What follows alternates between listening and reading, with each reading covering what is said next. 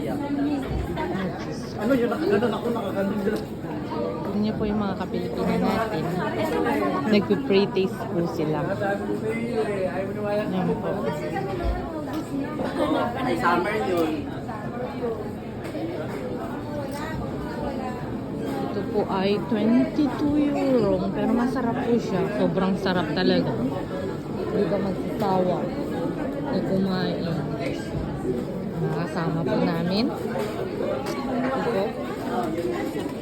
Yung mga paninda nilang cheese.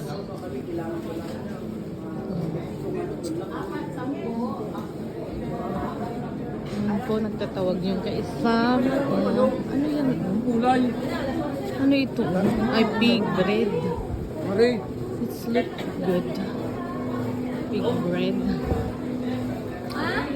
Nakabili ka na? Andun pa daw. Ano po? Bali ito po yung paggawaan ng cheese. Welcome to our cheese farm. Ito po. Paano nila ginawa yung cheese. Ano po?